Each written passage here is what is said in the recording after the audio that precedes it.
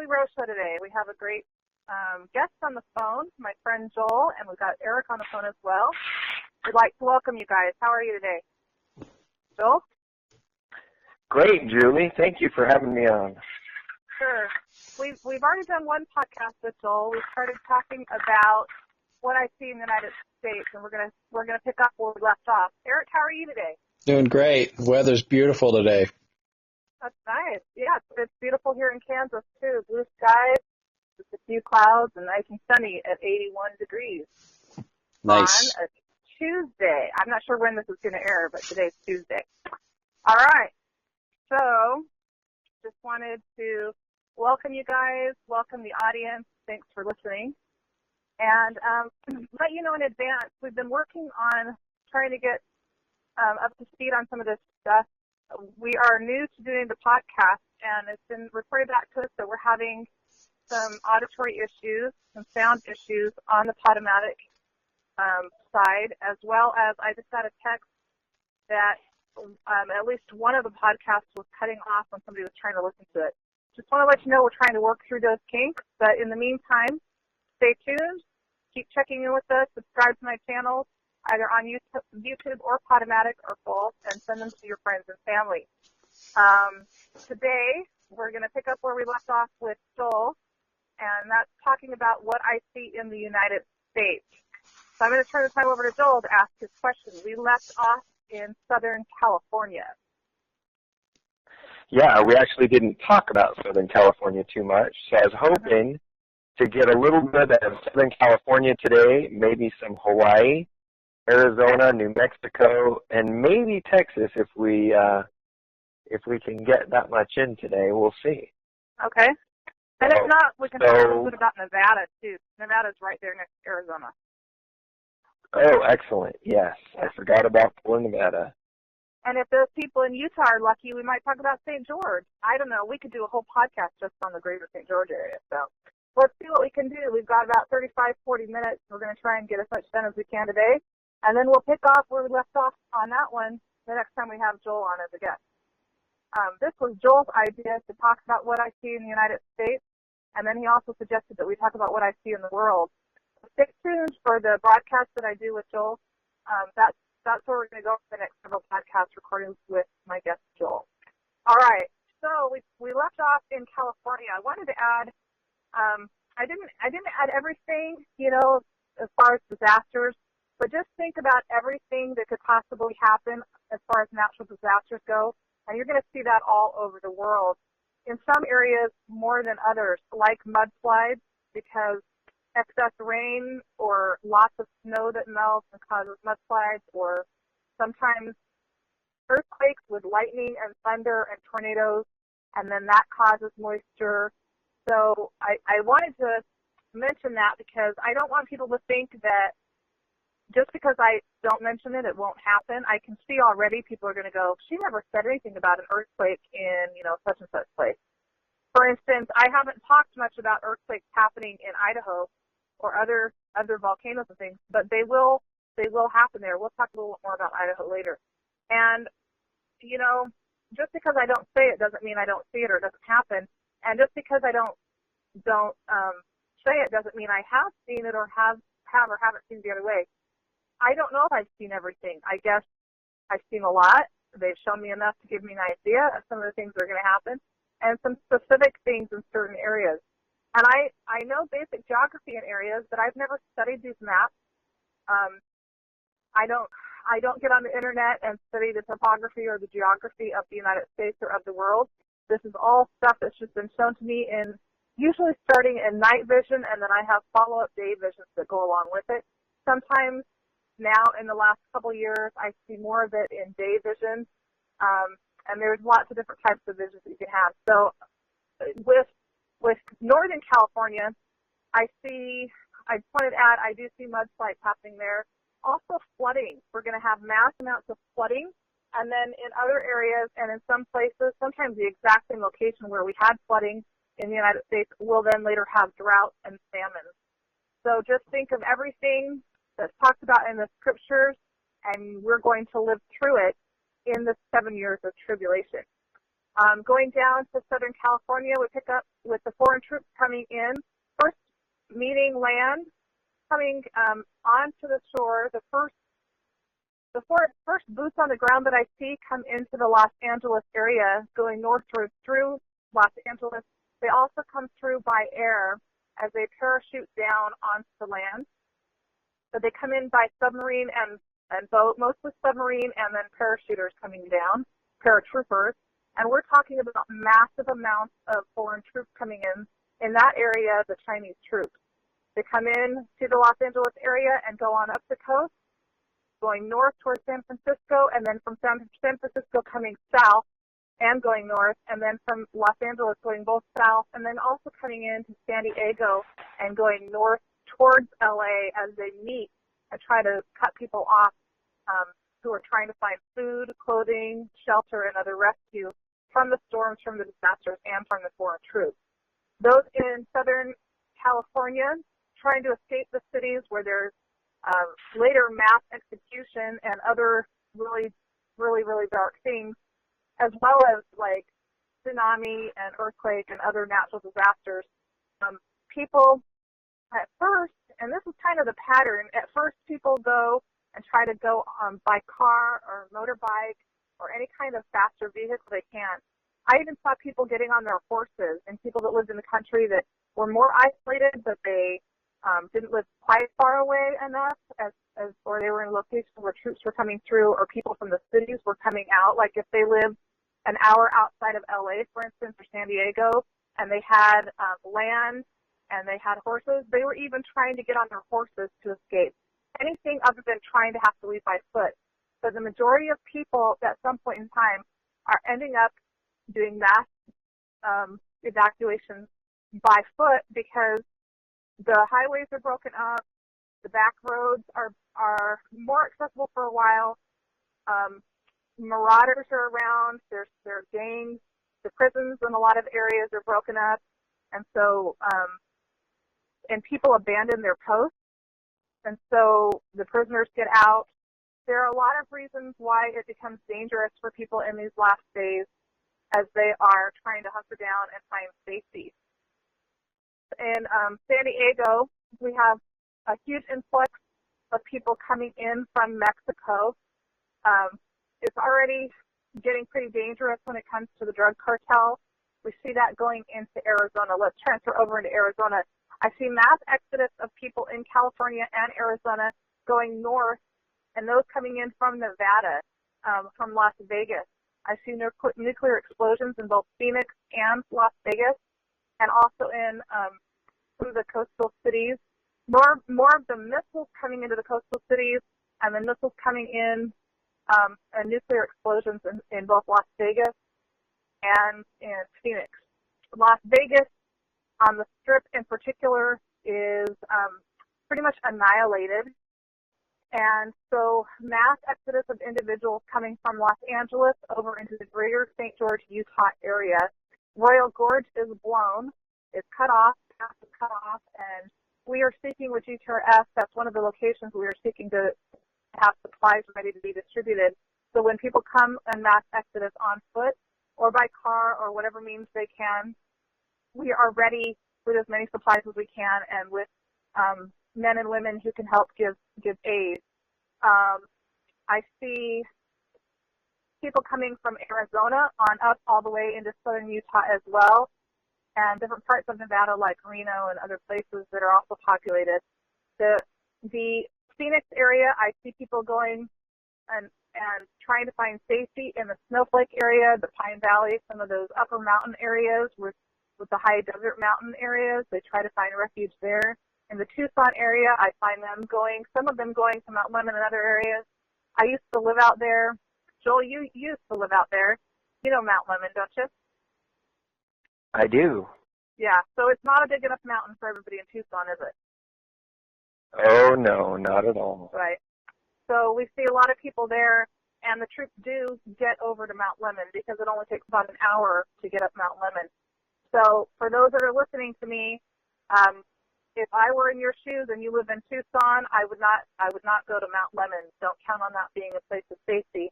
you have nowhere else to go, it's better than staying in your, downtown South Tucson neighborhood.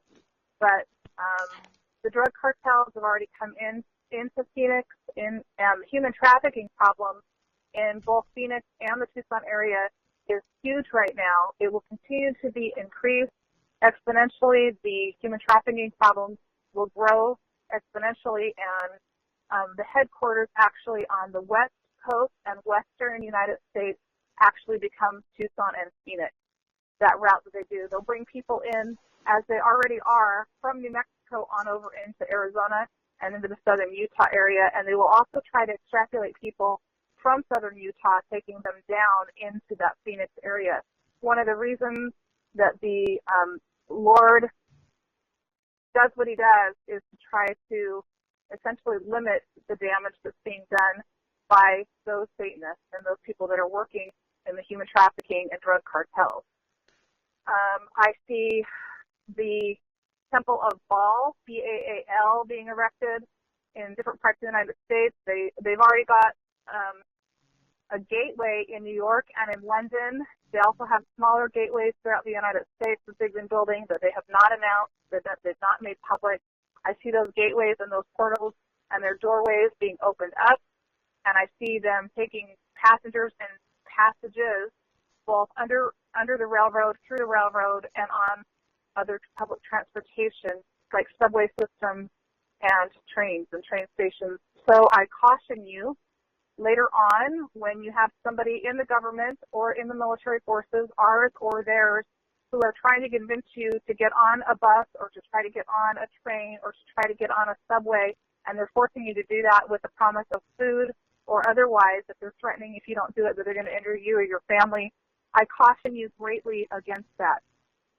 In contrast to that, I do see the LDS Church providing buses in Utah to help get people to places of safety. And one of the reasons the dark side uses buses is to try to mimic what the light side is doing for places of safety. So we have the LDS Church, and then that'll be the main forerunner of the denominations that will provide places of safety, but there will be other churches and communities that provide safe havens for people across the United States. The remnants of the government that are left over, is basically entirely run by the Gadiantans at this point in time. Anybody who had any allegiance to the flag or to the Constitution, primarily when these foreign troops come in, they rise up against the foreign armies.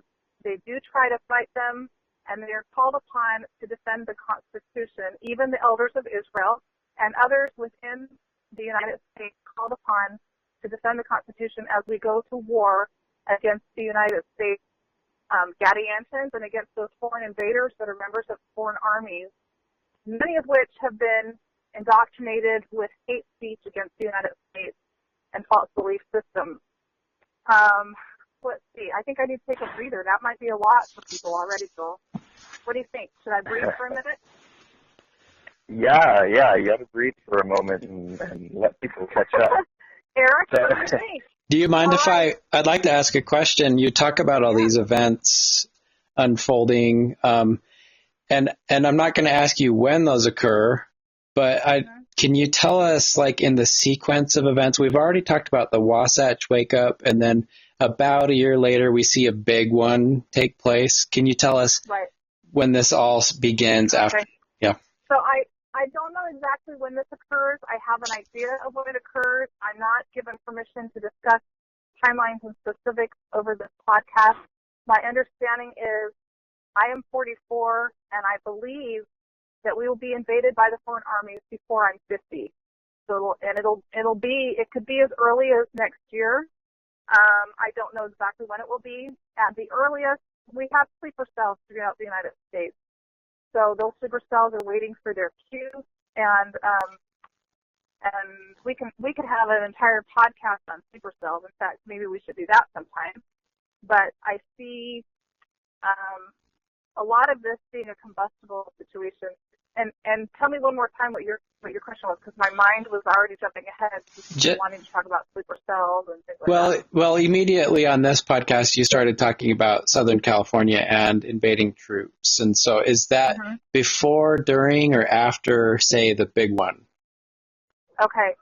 So I see the Wasatch Wake up happen, and then I see with that, obviously, the Ring of Fire coming alive, because the continent, they rub against each other, those areas, the land masses, even under the sea. And so one earthquake kind of triggers the other earthquake. They all kind of coincide, and there becomes so many, one right after the other. It's hard to see exactly when the foreign troops come in, because it feels like they come in almost right at the time that the Ring of Fire in California opens up.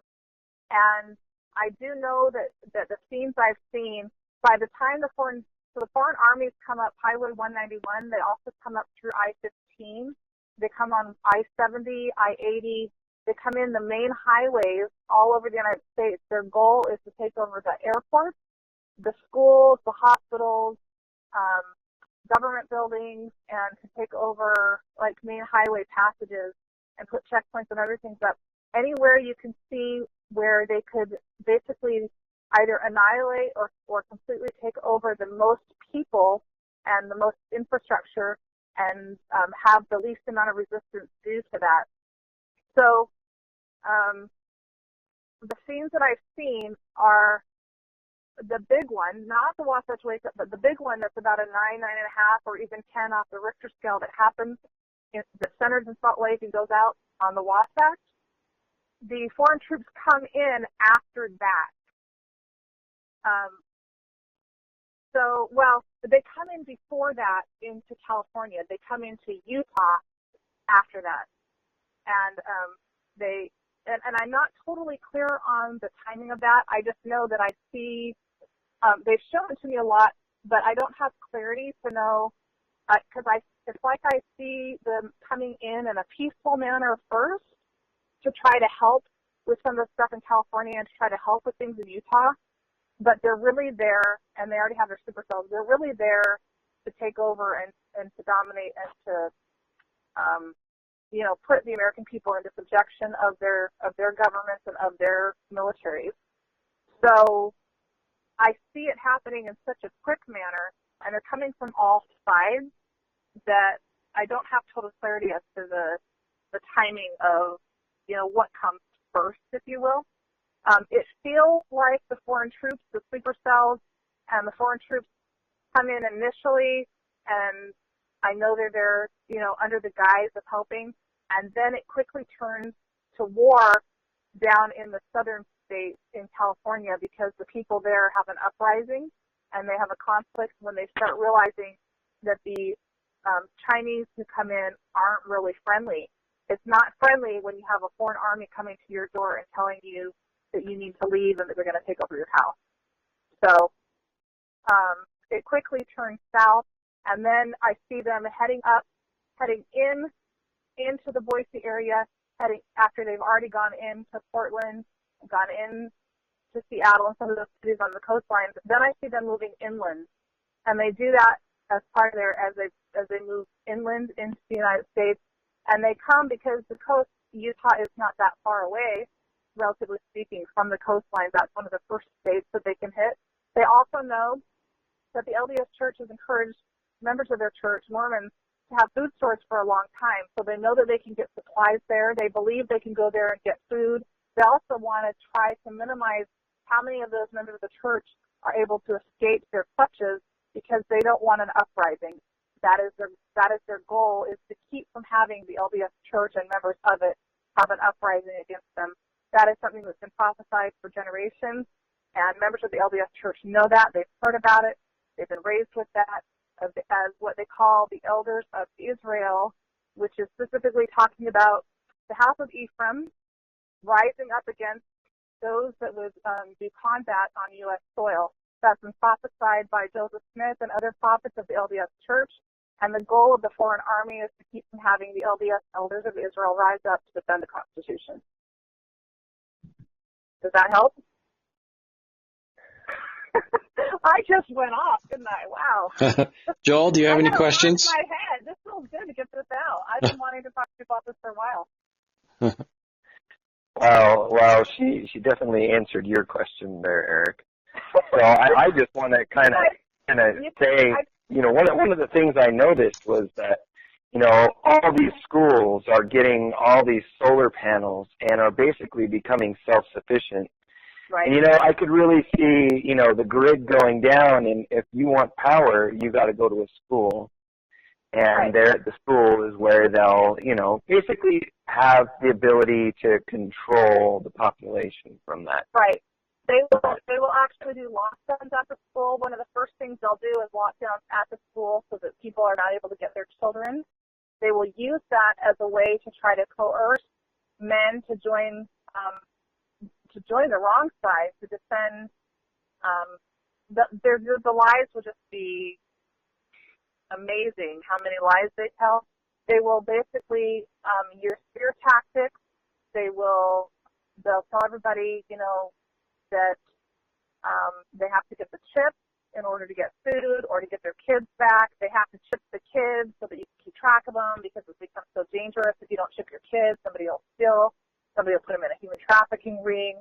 They will use the chip to monitor people, to locate people, to track people.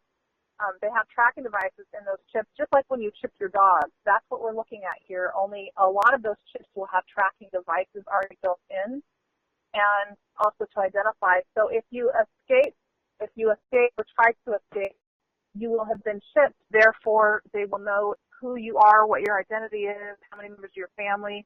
They'll use that to try to get you to confess or give away where other people are, where some of the elders of Israel are, where some of the other denominations are preparing for militias and other uprisings against race riots or against military personnel that have conspired with the enemy. And their tactics are everything that was used in the First World War, the Second World War, and even if you study history and you study the wars that have been on this planet, even going back, hundreds of generations in the Bible, there are war strategies used in the Bible that will be employed in this war. They have perfected their ability to read body language, to study human nature, to be able to study our ancestors and other people that we know, and they will use all of those tactics as weaponry against us. And I'm talking both in the physical realm and in the supernatural realm. Wow. And you are right about the solar panels. Anywhere like that, you'll notice they're putting solar panels up. They do have an ulterior motive for that. Right. And they want to take over the hospitals for obvious reasons, because they'll try to basically get rid of the sick people or the old people, to take over nursing homes and things like that. But they will come in because hospitals have generators and other backup systems for power. So that's one of the other reasons they want to take over hospitals. And also, hospitals are huge. They can put a lot of people in there. They'll do experiments on people. I mean, we're talking some really, really rough stuff. The good thing, and I'm going to get blamed for invoking fear on people. That is not the motive that I have here, folks. If you're listening to this and you're feeling fear, you should feel fear, because what they are planning is wicked, wicked, wicked. But you need to move from a place of fear to a place of faith. And knowledge is power. When you have knowledge of something, you can prepare for it. If you are angry when you hear this message, I would beg of you to take stock of your emotions. Are you angry at Julie Rowe because I'm telling you and you think I'm a fearmonger? Or are you angry because you feel powerless and you feel hopeless and you have these emotions that are coming up? While we're doing this, you could be clearing energy and you wouldn't even know it. You have emotions coming up when you're hearing my voice. It's triggering you when you're hearing about these things, especially if it's the first time you've heard anything like this, and you feel powerless and you want to know, for instance, how could God allow this to happen? When you move from a place of fear to a place of faith, you have power. You have power in Him and in His Word. And God in his tender mercy, having shown me and thousands of other people on this planet, and I know that because I've had thousands of people email me telling me that they've had dreams and visions or other personal revelations of their own, not even anything to do with my message. They have just come back as a witness to me that I speak the truth and strengthen my testimony. I am not the only person who's seen this. I have been in contact with thousands of people now who have contacted me, who have been shown in dream or vision, or have had ancestors come to them, or other forms of revelation where they too also know this is bound to happen in the United States. Thanks for that witness, Julie. Should we steer things back to the geography? Joel, do you remember where we were in the geography? Yeah. Yeah, we were, she had talked about Nevada and Southern California and now Arizona. So moving to New Mexico. New Mexico. New Mexico is a transition state. I see people coming in from Mexico, coming in from the Gulf, coming into Texas, and going westward up through New Mexico. I look at that as a transitionary state. There are some mountainous areas you can hide. There are back roads and safe locations. We will have some safe houses in New Mexico, but I see that if you were to study where the drug cartels are going right now, pay attention to that. If you don't know how to find that out, I have been shown it in vision for the most part, but there are places where you can learn about where the drug trafficking goes on and human trafficking. Pay attention to the back roads. The forces that come at us will be mostly utilizing the main roadways, and if it's not natural disaster that breaks up the roadway, it'll be a foreign troop or other checkpoints and things. They'll be blocking off the highways. So we'll be utilizing back roads, again, sometimes only being able to get there by horseback or by foot.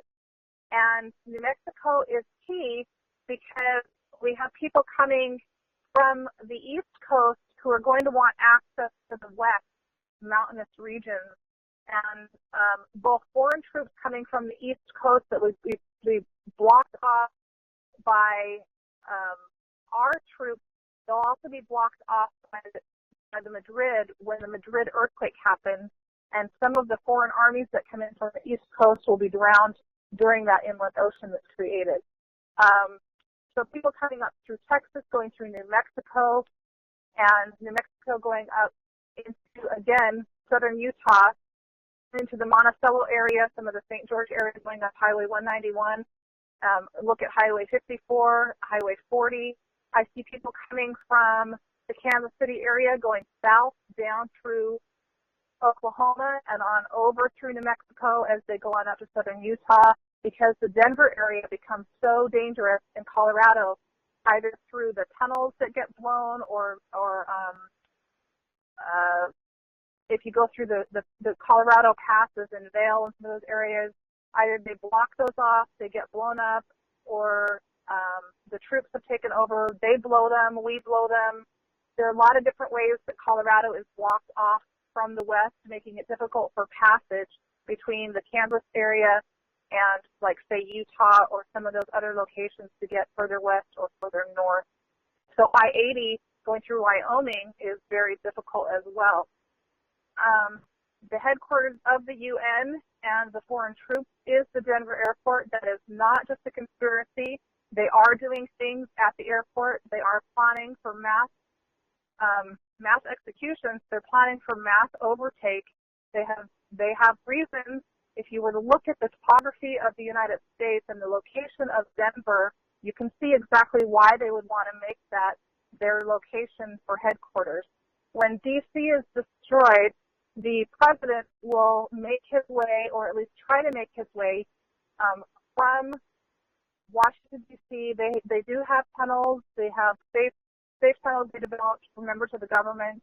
Those are real. They're not just rumors. They do have very dark plans for some of those to be hidden up. They have food supplies and stock supplies, and they are planning to leave the American people completely unprotected. Wow. Okay. So that takes care of Colorado and New Mexico. Well, for Colorado, and a little bit of Texas. For Colorado, we also have Fort Carson, Cheyenne Mountain, That's a beautiful military installation with some of the highest technology and highest military intelligence. That also will be taken over by the dark forces, both Fort Carson and the Denver area, trying to block off passage between is it Fort Carson, Colorado, between Colorado Springs, which is south of Denver. There's a highway there. It's not very big. And they will block off. They'll have checkpoints there. Passage will be impassable. It will absolutely be impossible to go from Colorado Springs to Denver or the other way around. Same with Fort Collins.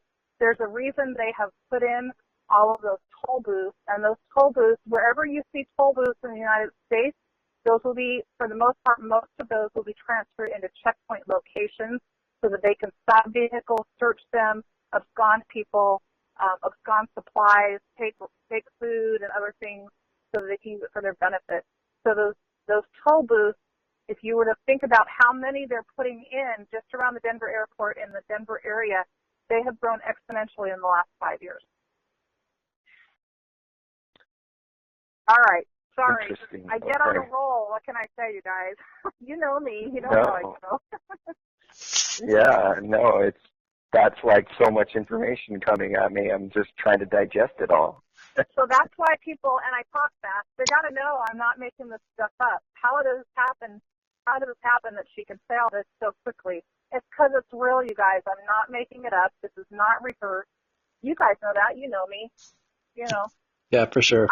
I kind of get on a roll. Guys, Derek, do you have anything else you want to say? Well, I keep thinking about some scriptures as you talk about these people moving around, foreign troops and disasters. It creates this movement again of people, and I'm kind of asking myself, who is moving? Is it the righteous? Is it the wicked? And like a number of scriptures come to mind. Revelation 18:4 says, "And I heard another voice from heaven saying, 'Come out of her, my people, that ye be not partakers of her sins, and that ye receive not of her plagues.'" And so I'm thinking, who's moving? It's the righteous people that are leaving the wicked. Isn't that right? That is correct. And in some cases, fleeing the wicked areas and the wickedness that surrounds them for their very lives. And I think a lot of times when we read these scriptures, we've gotten in a real big habit in our culture of thinking of it as a spiritual thing. Come out of Babylon. Well, we say, okay, don't shop on Sundays and don't partake of Babylon's evils and stuff. But I wonder if these ancient prophets and John the Revelator meant that as a literal thing. Come out, like leave. That is my understanding, because my understanding from what they've told me is I was shown much of what John was shown, much of what Alma in the Book of Mormon and Lamoni was shown, and much of what Lehi was shown, and even Moses and some of the others. I was shown some of the many things that they were shown, and they have communicated with me that this is a literal gathering in a physical sense and a coming out of Babylon. And that means we need to be ready to move if the Spirit tells us to move. In some cases, it means we need to move, into our yard because there's a group of women and children that need our house, and we're a man, and we need to give up our bed because there are orphans or women that have come on foot, and we need to be able to move and sleep in a tent in our front yard. In other cases, it means we better be ready to move if we want to be protected spiritually or temporally speaking. And that means we might have to move clear across the United States. And when the Spirit speaks to you, listen. Whether that's because you know in the next month that you need to go somewhere because the Spirit has said, hey, you need to get a job in Texas instead of the job that you have in Arizona. Or if you need to move from Florida over to Kansas or from Kansas over to Idaho, you go when the Spirit tells you to go. That should be no different than what we do in our normal lives. But unfortunately, many of us are very rusty on learning how it is to listen to the Spirit and to act on it quickly. All right, we're going to wrap it up. Joel, Eric, thanks so much for your time today. I think this has been a good show. Hopefully it's informative for people. If I talk too fast, that's your cue. You can go back, rewind, and listen again. Thanks, guys, for your time. Appreciate all you do. See you next time. Great. Thank you, Julie. Thanks. Bye-bye.